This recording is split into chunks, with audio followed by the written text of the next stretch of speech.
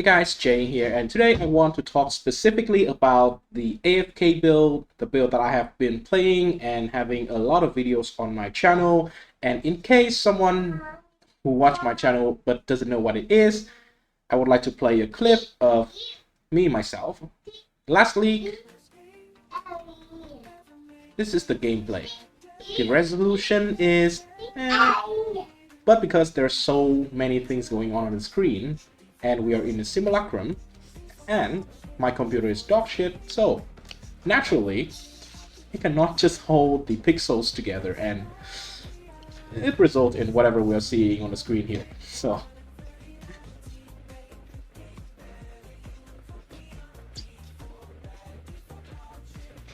just a little bit of throwback, right? But mainly, what I want to talk about this video today is going to be about the AFK build, the state of it in 3.25, because there's a lot of changes that is coming in the new patch 3.25, and in particular this build received a couple of direct nerfs, and I want to address them in this video.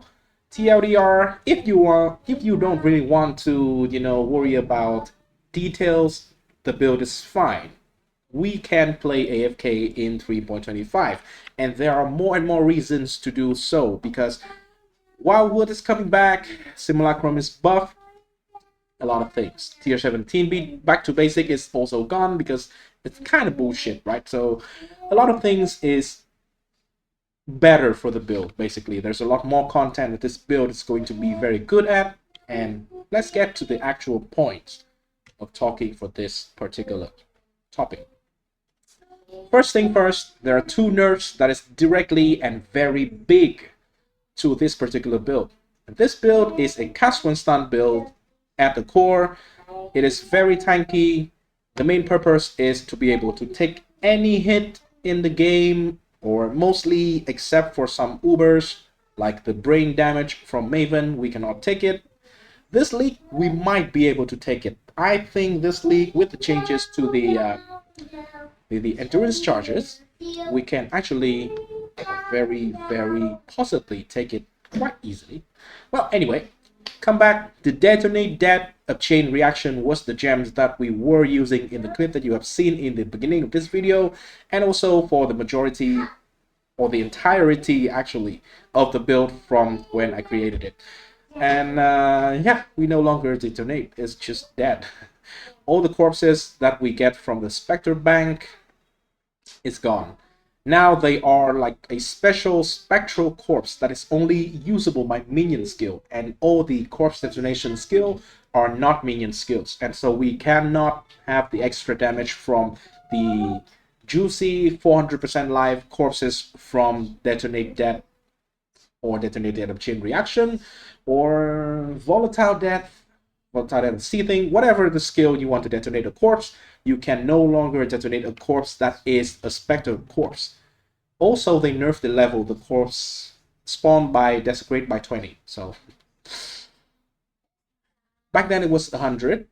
Right now it actually still is 100, but whenever the new patch is released, which is this Friday, it is going to be level 80 only. So detonate dead is dead, gone.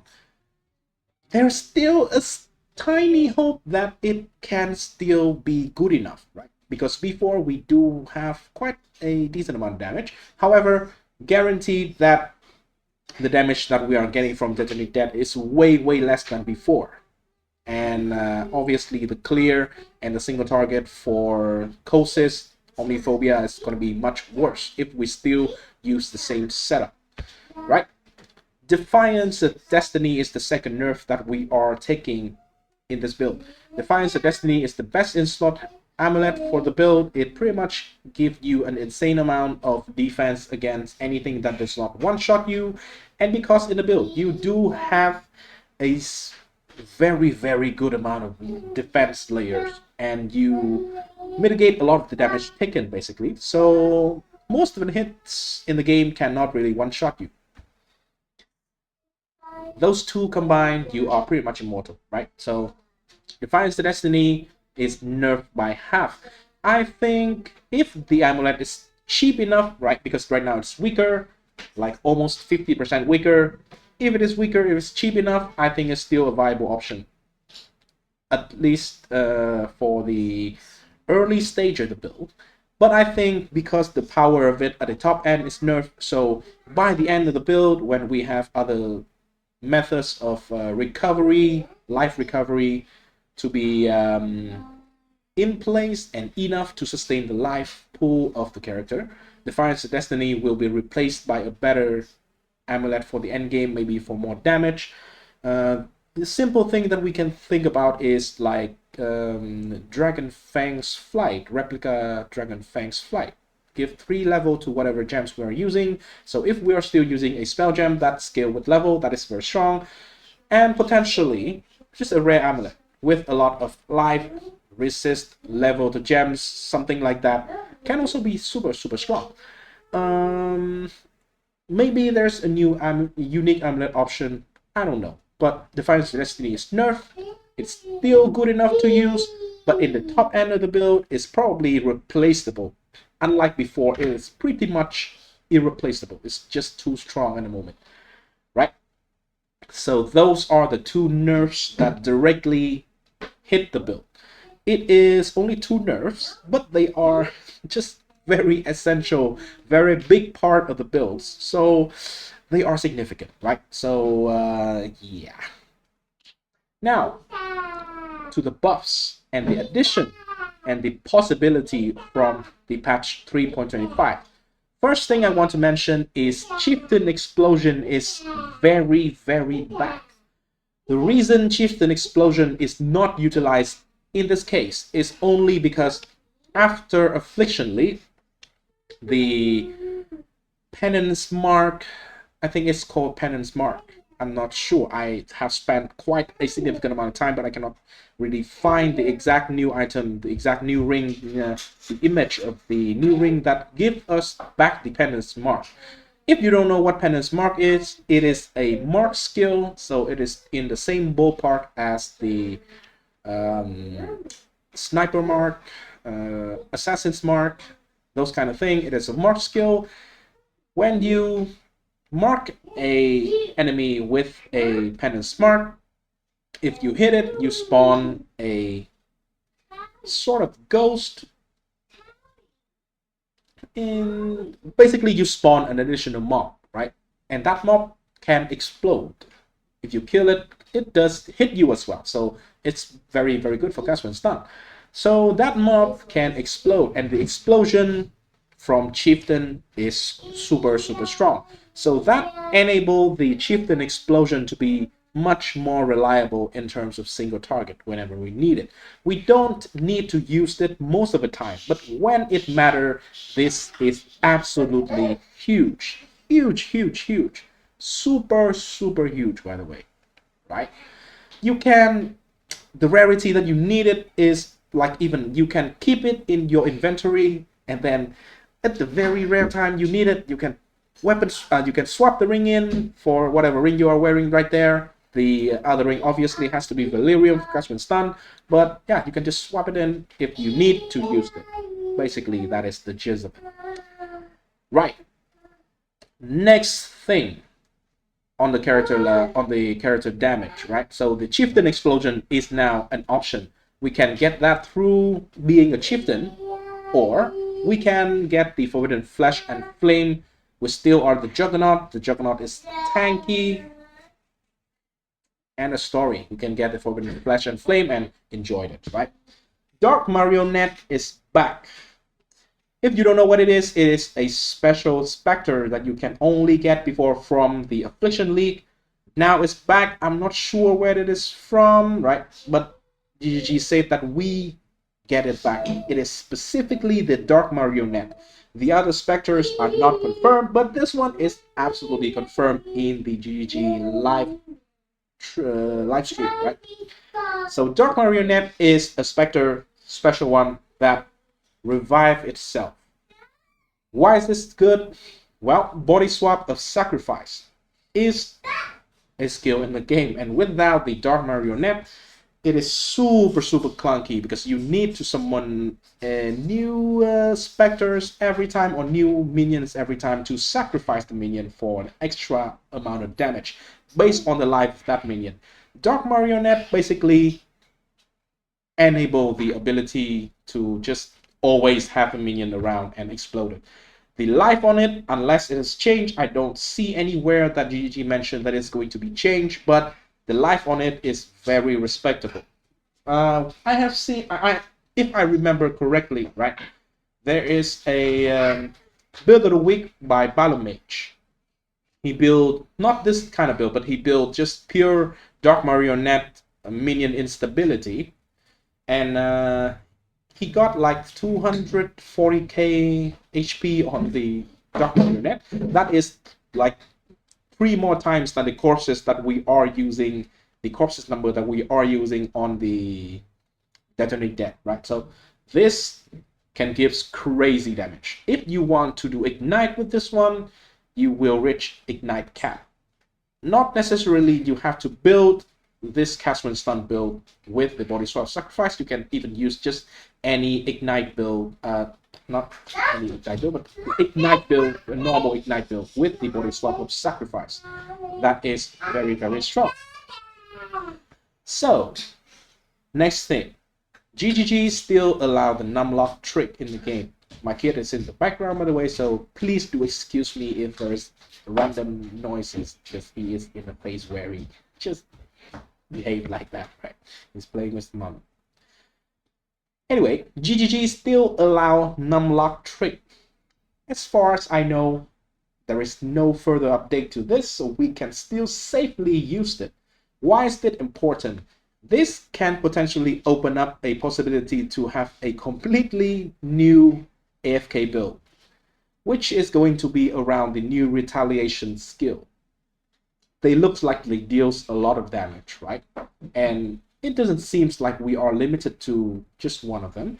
So if you, for example, have like 3-4 of them and just put them on a skill bar and just Numlock trick them, and most of the requirement to use those retaliation skills are like on block or when hit or something like that, just things that normally a cast when stun build will just be able to fulfill very easily with proper setup, right? So basically retaliation skill is all about taking a hit to the face, then you can use it, and it's on a cooldown. You used it, you can Numlock trick it if you are in like Simulacrum, for example. So it will be a little bit weird because from what I see from the trailer, right, the retaliation skills are, they have like proper attack / casting animation. So your character will just stop and do that animation.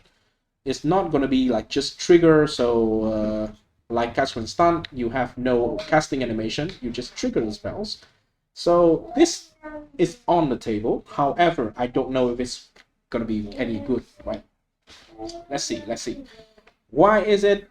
Because, well, melee this league seems to just have a lot of damage. Just a lot of damage, right? So if possible, maybe we can do some kind of AFK with a retaliation skill with the Numlock trick if we want, right? Hopefully that is going to be an option. Anyway, a couple of other changes / buff. Overall, life is buffed across the board, which means for a tanky character, a bigger life pool equals money. We can have way more life if we want, just by having the same tier of life modifier as we have currently, or it just means that we can sacrifice more life roll for some more damage somewhere. That is going to be an option, and I would like to wait until I can actually try it in order to make the actually good decision, because right now everything is just still guesswork, right? We need to wait and see the actual performance. Next one, endurance charge is buff heavily, very heavily actually. This opened up a lot of possibility actually, because Before, the elemental damage reduction stat is specifically only exclusive to the Juggernaut. But right now, because it is tied to the endurance charges, and all the classes in the game can actually gain endurance charges, so we can play as any other class. Most class will have more damage than the Juggernaut in some certain like type of skill, because Juggernaut is specifically mostly no damage, right? There's no more damage multiplier in the Juggernaut Ascendancy. So maybe with the change to endurance charges, we can get endurance charges on other classes, and we be tanky enough. If we be tanky enough on any classes, that means we can get more damage from the Ascendancy, whichever it is, right? Simulacrum is buff. This is not a character power buff, but the build is designed to be the best in the Simulacrum, just chill farming playstyle. Obviously, right? You just in a close arena, you don't have to move a lot, you just kill everything around you, tank everything. So Simulacrum buff, now we only need to fight 15 waves per Simulacrum, and they are the good waves. We don't need to waste time on the previous 15. Basically just a waste of time. Now we can cut it off, right? That is very good. You can see someone in the background over here, right? Next one, the auction house buff. This seems obvious and unobvious at the same time, but Simulacrum loot has been quite notorious for being a lot of bubblegums. And with the change, with the new addition of auction house, now bubblegum currency can actually be very, very quickly liquidated, and that means a lot. Huge improvement to the strategy, and also it means that the build is more valuable because the content that it farm is going to be returning better profit overall, right? Next one, tier 17 back to basic is no longer a thing in the game. Before, it kind of bugs me to try to find a way to actually face tank tier 17 back to basic, and I did it, but not entirely, right? There are still a lot of modifiers that we cannot do, and it just feels wrong. I mean, I can tank almost all Valdo's mods, right? I can tank Ghosted Fear in Valdo. I did it twice, and I did it 3 times, but once I failed and 2 times I succeed. That means the character is pretty damn tanky. However, tier 17 B2B, I die very freaking often. I don't know what is the problem, right? I'm crit immune. I don't run the mods that prevent the character from recovering life. I just don't understand. It's just weird, right? And feels very bad. Luckily, it's gone. There's one additional thing that I forgot to put into the list here, but I want to mention it, is the Perandus Pact jewel is going to core game. And that is actually pretty good news, because in the end game, pushing the damage for this build, the Perandus Pact and a natural instinct combo of jewel around the Scion area is absolutely massive. It normally gives like 200% to 240% increased damage just from the 2 jewels, which is super insane, right? So yeah, I also want to talk about one additional point just real quick. I have seen a couple of requests that I put out a build guide for at least starting as a Castle Stun character. Well, technically you can, right? It is very simple actually. You just go Chieftain Explosion, get Castle stunned on any spell that ignite, then just scale ignite. So it's like a very traditional, original Chieftain cast when stun character in Affliction, right? That is how you can do it. You can have the setup. I still remember the beginner setup that I even recommended in a league start build last league from Victor003. And yeah, that still works. If you want to, I can leave the link. I still will link it to that. But I will personally not make a video build guide for this build because I think this is, first of all, it is designed to be handling content like Simulacrum, which is somewhat of a harder content, not suitable for league start. So making a video on a league starting build for this, I don't think is actually that good.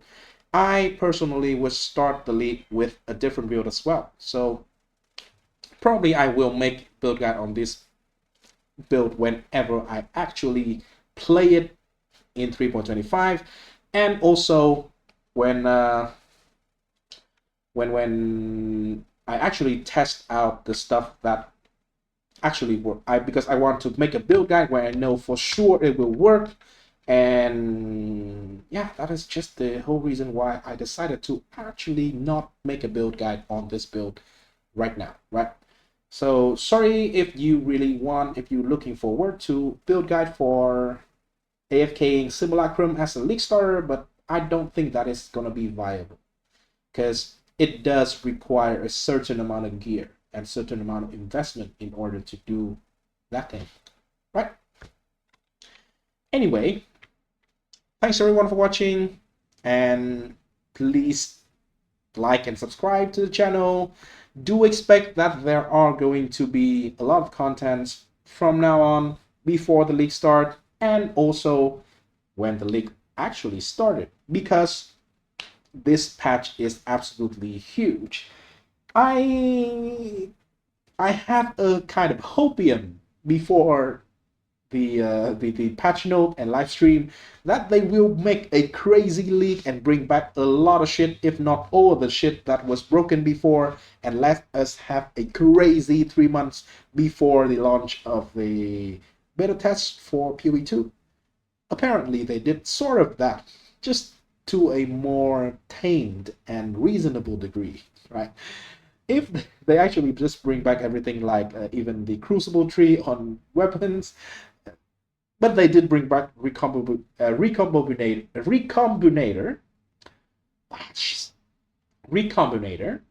They did bring back the Calandra's reflection on jewels. That is insane. I still remember the Spectral Helix build from Jump Rope. That thing looks awesome, man. And yeah, just a lot of things that is coming back. Affliction is back. This is going to be an absolute banger of a league. I can guarantee you. You don't even need to like the city builder, the league mechanic, but the amount of stuff that they are bringing back to the game is already making things good already. So stay excited and stay tuned for way more content. Peace.